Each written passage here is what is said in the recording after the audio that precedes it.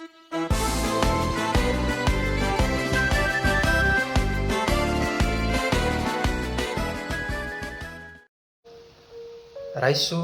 ny fanahy masina. Jauna toko faharoapolo andiny ny faraiky amby roapolo.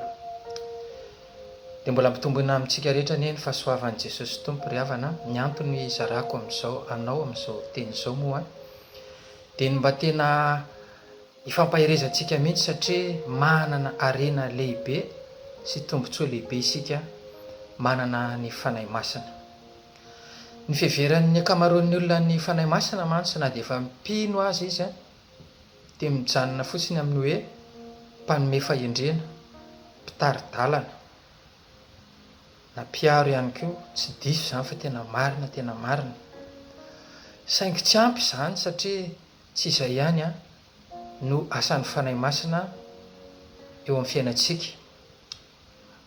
Asongadiko ao anatin'izany asan'ny fanahy masina izany ohatra Jauna toko faha 4:12 andiny faha 4:20 amin'ny anaran'i Jesosy manao hoe: fa ny mpananatra dia ny fanahy masina izay irahan'ny ray amin'ny anarako, izy no hampianatra anareo ny zavatra rehetra sy hampatsiaro anareo ny zavatra rehetra izay nolazaiko taminareo. Hampianatra anareo ny zavatra rehetra.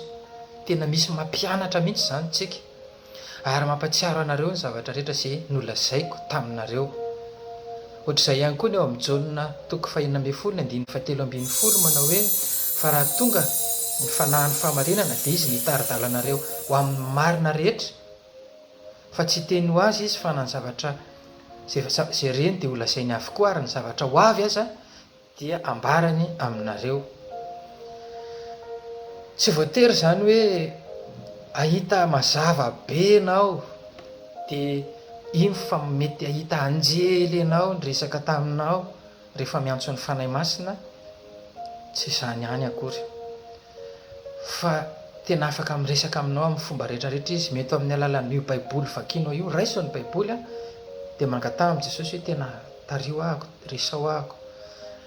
Mety amin'ny alalan'ny nofy ihany koa, angatao izy hoe tena tongava ianao hiresaka amiko, ampafantatra hoe inona ny tokony ataoko. Dia tena isy aniraka olona izy ao anatin'izany nofinao izany dia hiresaka aminao, hanazava aminao izay tokony ataonao. Hitantsika izany ohatra ao amin'ny asan'ny apôstôly toko faha 4:20 andiny faha 7.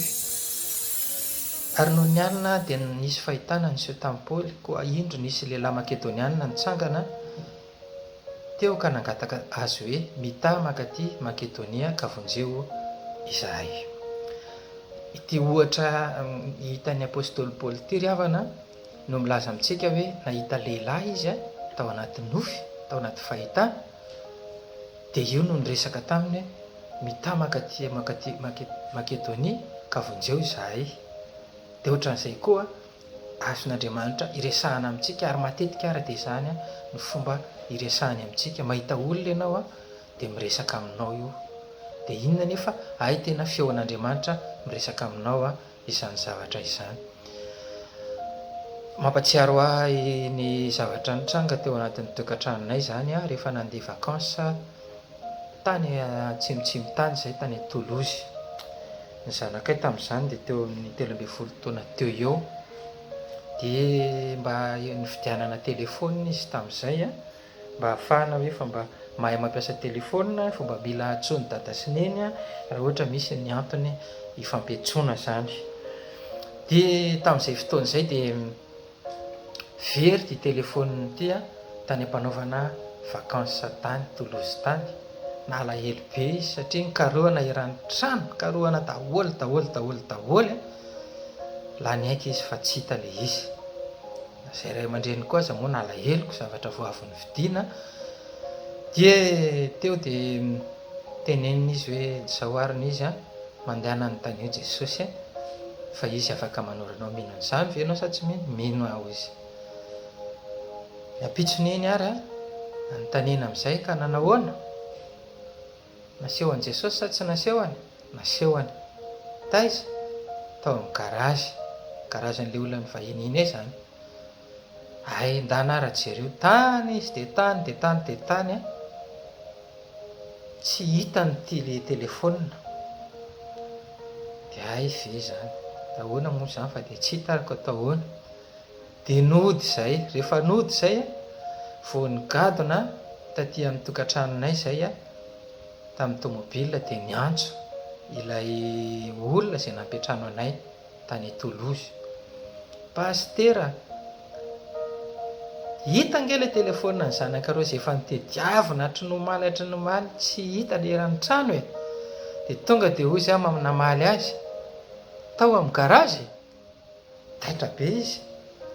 Ary ahoana ny nahafantaran'ny pastera fa tao amin'ny garazy? Tao amin'ny garazy ve sa tsy tao e? Ie tao, satria efa naseho an'i Jesosy azy a fa ao amin'ny garazy le izy. Dia nitadiaviny tao fa tsy hitany. Ka ary tary ambanina baoritra izay le izy a dia tsy hita. Fa rehefa napirina ny garazy izay dia hita tao le izy. Tena naseho an'ny fanahy masina azy tokoa fa tao amin'ny garazy le izy a. Fa izany no nitranga dia gaga ilay olona izay nipetrahanay ka tena nafantatra hoe ay ve ohatran'izany, izany hoe iresahan'ny fanahy masina e. Ay ho fampianarana an'ireto olona reto izany a na tonga n'io zavatra io tsy hita, fa dia ilay olona no nataon'Andriamanitra nahita azy a, dia na ilay olona raha dia nanomboka koa nafantatra an'izany hoe miafaka miteny ny fanahy masina. Na zaza ianao, na tanora, na lehibe ianao a, natao antsika rehetra io fanahy masina io a, arena tsy hita-pesipesena omen'Andriamanitra antsika izany. Noho izany ry havana amaranako azy dia izao. Misy teny nizaraiko aminao ty a ao amin'ny Isaia ao, izay tena manoro a sy tena manambara ary tena manamarina koa izay zavatra voambarako teo fa hoe misy mpampianatra izay ataon'Andriamanitra mihitsy ilay fanahy masina manjary miseho aminao izy, afaka manoro lalana anao izy a, ary afaka miteny aminao a naiza alehanao. Isaia 30 ka ny 20 ny tapany bia sy ny 120 vakina amin'ny anaran'i Jesosy. Ary tsy hery intsony ny mpampianatra anao, ny masonao ahitan'ny mpampianatra anao, fa na mivilo amin'ny ankavanana ianao na mivilo amin'ny ankavia, ny sofinao dia andreteny ao ivoanao manao hoe ity ny lalana ka andehano.